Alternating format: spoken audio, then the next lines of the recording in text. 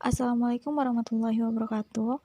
My name is Cynthia Hoki Andani. I will explain the material about electricity in the cell membrane. Okay, the first material is physics concept in membranes. The first, electric flux. Flux related to the magnitude of the field that passes in a direction perpendicular to a certain surface. Electric flux represent the electric field that passes in a direction perpendicular to a surface. Materi yang pertama yaitu konsep fisika dalam membran sel. Yang pertama ada flux listrik. Flux listrik menyatakan medan listrik yang menembus dalam arah tegak lurus suatu permukaan. Ilustrasinya akan lebih mudah dengan menggunakan deskripsi visual untuk medan listrik, yaitu penggambaran medan listrik sebagai garis-garis. Definisi flux listrik dapat digambarkan sebagai banyaknya garis medan yang menembus suatu permukaan. Dapat dilihat pada gambar. The next material is Gauss law. Gauss law is a relationship between the fields at all points on the surface of the total zero charge covered by the surface. Selanjutnya yaitu hukum Gauss. Hukum Gauss menyatakan bahwa besar dari flux listrik yang melalui sebuah bidang akan berbanding lurus dengan kuat medan listrik yang menembus bidang, berbanding lurus dengan area bidang, dan berbanding lurus dengan kosinus sudut yang dibentuk flux listrik terhadap garis normal. Hukum Gauss berbunyi bahwa flux listrik total yang melalui sembarangan permukaan tutup, sebuah permukaan yang mencakup volume tertentu, akan sebanding dengan muatan listrik total di dalam permukaan itu. Hukum Gauss dapat digunakan untuk menghitung medan listrik dari sistem yang mempunyai kesimetrian yang tinggi, misalnya simetri bola, simetri silinder, dan kotak. Okay, the next material is Gaussian law relationship with the concept of cell membranes. Inside the cell, there is an exchanger entry of certain substance which of course must penetrate the cell membrane before they can finally leave or enter the cell. Hubungan hukum Gauss dengan konsep membran sel. Di dalam sel terjadi pertukaran atau masuknya zat tertentu yang tentunya harus menembus membran sel sebelum akhirnya bisa keluar atau masuk ke dalam sel. Faktor yang mempengaruhi seberapa mudahnya atau sulitnya suatu zat menembus membran adalah faktor muatan listrik. Hampir semua transport melibatkan flux ion melintasi membran. Jika sudah membicarakan tentang muatan listrik yang menembus permukaan, pasti ada hubungannya dengan flux listrik dan hukum Gauss. 2. Active transport and passive transport. The first, passive transport. Passive transport is the movement of substance that do not require energy. The transfer of substance occurs due to difference on concentration between substance or solution. Passive transport even consists of diffusion, assisted diffusion, and osmosis. Yang kedua itu ada transport aktif dan transport pasif. Transport pasif. Transport pasif merupakan perpindahan zat yang tidak memerlukan energi. Perpindahan zat ini terjadi karena perbedaan konsentrasi antara zat atau larutan. Peristiwa transport pasif terdiri dari difusi, difusi terbantu, dan osmosis. The first, diffusion. Diffusion is the movement of molecules from an area of high concentration to another area of lower concentration. The motion of the diffusion event is caused by the kinetic energy of the molecules. Yang pertama yaitu difusi. Difusi adalah gerakan molekul dari suatu daerah dengan konsentrasi tinggi ke daerah lain dengan konsentrasi lebih rendah. Gerakan pada peristiwa difusi disebabkan oleh energi kinetik molekul-molekul tersebut. Hasil akhir dari peristiwa difusi adalah tercapainya tahap keseimbangan. Kecepatan difusi melalui membran sel tergantung pada perbedaan konsentrasi, ukuran molekul, muatan, daya larut partikel-partikel dalam lipid, dan suhu. Contoh peristiwa difusi yaitu yang pertama, setetes tinta akan menyebar ke seluruh air di dalam gelas. Lalu, bau wangi setetes parfum akan menyebar ke seluruh ruangan. The next is osmosis. Osmosis, the movement of molecules from a low concentration solution, hypertonic, to a high concentration, hypertonic, through a semi-permeable membrane. The final condition of the osmosis event is a isotonic solution is obtained. Yang kedua yaitu osmosis. Osmosis adalah perpindahan molekul dari larutan berkonsentrasi rendah atau hipotonis menuju konsentrasi tinggi atau hipertonis melalui membran semi-permeabel. Kondisi akhir dari peristiwa osmosis adalah diperolehnya larutan isotonis. Isotonis adalah konsentrasi yang sama untuk dua larutan, walaupun hasil akhirnya nanti akan memiliki volume yang berbeda. Bisa dilihat dari gambar. Gambar tersebut menunjukkan peristiwa osmosis. Larutan pada bagian X merupakan hipotonik, dan larutan Y merupakan larutan hipertonik. Kondisi tersebut akan membuat larutan X berkurang dan menuju ke larutan Y melalui M atau yang disebut dengan membran semi-permeabel. Terdapat beberapa faktor yang mempengaruhi peristiwa osmosis. Yang pertama, yaitu ukuran molekul. Semakin kecil ukuran molekul, maka semakin cepat melewati membran sel. Yang kedua, ada luas permukaan. Jika luas permukaan membran sel semakin luas, maka semakin besar proses atau daya serap membran sel tersebut. Yang ketiga, ketebalan membran sel.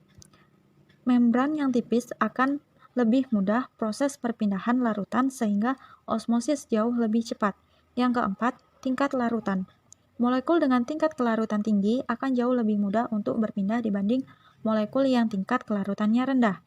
Yang kelima, suhu. Semakin tinggi suhu, maka proses penyerapan zat akan semakin cepat.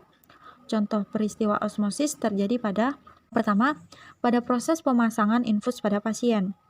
Lalu ada lagi penyerapan air dan unsur hara dari dalam tanah oleh rambut akar. The next is active transport. Active transport is movement of ions and molecules against a concentration gradient by using energy to enter or leave the cell through the cell membrane. Active transport run from a solution that has a low concentration to a solution that has a high concentration. Even in active transport include ion pumps, endocytosis, and exocytosis. Transport aktif. Transport aktif merupakan gerakan ion dan molekul melawan suatu gradien konsentrasi dengan menggunakan energi untuk masuk atau keluar sel melalui membran sel. Energi yang digunakan dalam transport aktif berupa ATP. Transport aktif berjalan dari larutan yang memiliki konsentrasi rendah ke larutan yang memiliki konsentrasi tinggi. Kondisi akhir dari transport aktif adalah tercapai keseimbangan di dalam sel. Peristiwa pada transport aktif meliputi pompa ion, endocytosis, dan exocytosis. Ion pump is the transport of ion through the membrane by exchanging ion from inside the cell with ions outside the cell. There are three types of ion pumps, namely uniport, symport, and anyport. Pompa ion. Pompa ion adalah transport ion melalui membran dengan cara melakukan pertukaran ion dari dalam sel dengan ion di luar sel. Pompa ion ada 3 jenis, yaitu unipor, simpor, dan antipor. Unipor. Unipor terjadi antara suatu jenis zat yang berlangsung secara searah. Simpor terjadi antara dua zat atau lebih yang berlangsung secara searah.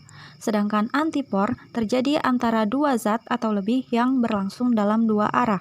Contoh pompa ion terjadi pada natrium kalium pada sel hewan. Sel hewan memiliki konsentrasi ion K+ lebih tinggi dan ion Na+ jauh lebih rendah dibandingkan dengan lingkungannya. Membran sel hewan mempertahankan konsentrasi ion melawan gradien konsentrasi dengan memompa ion Na+ keluar dan ion K+ masuk ke dalam sel. Endocytosis is an event of forming a cell membrane bag. Endocytosis occurs because there is a transfer of solution or particles into the cell. Endocytosis consists of 3, namely phagocytosis, pinocytosis, and receptor-mediated endocytosis. Endositosis merupakan peristiwa pembentukan kantong membran sel. Endositosis terjadi karena ada transfer larutan atau partikel ke dalam sel. Pada endositosis, makromolekul dikelilingi oleh membran plasma yang melipat membentuk vesikula. Kemudian, vesikula tersebut masuk ke dalam sel.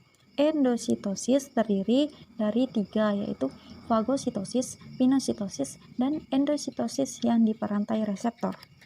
Fagositosis merupakan peristiwa terjadi pada saat sel menelan partikel padat dengan pseudopia. Selanjutnya, partikel dibungkus di dalam kantong membran yang besar. Peristiwa fagositosis terjadi pada benda padat yang ukurannya lebih besar. Pengamatan fagositosis dapat dilakukan pada amoeba menggunakan mikroskop. Selanjutnya yaitu Pinositosis. Pinositosis merupakan peristiwa masuknya sejumlah kecil medium kultur dengan membentuk lekukan-lekukan membran sel. Peristiwa pinositosis terjadi bila konsentrasi protein dan ion tertentu pada medium sekeliling sel sesuai dengan konsentrasi di dalam sel. Proses pinositosis dapat diamati dengan mikroskop elektron.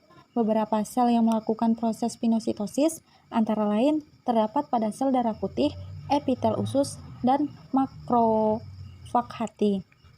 Yang terakhir ada endositosis yang diperantai reseptor. Terjadi ketika fluida ekstraseluler yang terikat pada reseptor spesifik yang berkumpul pada lubang yang dilapisi protein pada membran plasma. Selanjutnya akan membentuk vesikula. Transport ini bertujuan memperoleh substansi spesifik dalam jumlah besar. Contoh peristiwa endositosis yang diperantai reseptor terdapat pada penyerapan kolesterol untuk sintesis membran dan prekursor sintesis steroid lainnya. Exositosis is a process in which cells remove molecules and other objects that are too large to pass through the cell membrane structure. Exositosis. Exositosis adalah proses di mana sel mengeluarkan molekul dan benda-benda lainnya yang terlalu besar untuk melewati struktur membran sel. Peristiwa eksositosis merupakan kebalikan dari endositosis, di mana terjadi peristiwa pembuangan bahan atau molekul dari vesikula pada permukaan sel ke luar sel. Contoh peristiwa eksositosis terjadi pada neuron atau sel saraf, di mana terjadi pelepasan sinyal kimiawi yang merangsang sel otot. Chemical potential is a change in Gibbs free energy when 1 mole of a substance is added to a very large number of samples. Potensi kimia. Potensi kimia adalah perubahan energi bebas Gibbs ketika 1 mol zat ditambahkan ke jumlah yang sangat besar sampel. Potensial kimia adalah ukuran stabilitas kimia yang dapat digunakan untuk memprediksi dan menafsirkan perubahan fasa dan reaksi kimia. Zat kimia dengan potensi tinggi akan bereaksi atau bergerak dari satu fase ke fase untuk menurunkan keseluruhan energi bebas Gibbs dari sistem. Sebagai contoh, dapat diperhatikan pada campuran es dan air. Jika es mencair, potensial kimia air lebih rendah daripada es. Jika air membeku, potensial kimia es lebih rendah. Transport between membranes is the number of molecules that enter the cell through the cell membrane to form activities. Yang terakhir adalah volume transportasi dalam membran sel. Transport antar membran merupakan salah satu fungsi dari membran sel, yaitu sebagai massa lalu lintas molekul dan ion kedua arah. Molekul yang dapat melewati membran sel antara lain molekul hidrofobik, CO2, O2, dan molekul yang sangat polar berukuran kecil, seperti air dan etanol, karena membran bersifat semi-permeable. Molekul lain, seperti molekul polar besar, yaitu glukosa, selanjutnya ion, dan zat hidrofolik memerlukan mekanisme khusus untuk dapat masuk ke dalam sel. Banyaknya molekul yang masuk ke dalam sel melalui membran sel membentuk aktivitas sel yang disebut transport antar membran. Transport membran dibedakan menjadi dua, yaitu transport aktif dan transport pasif. Berikut adalah contoh soal tentang kelistrikan dalam membran sel.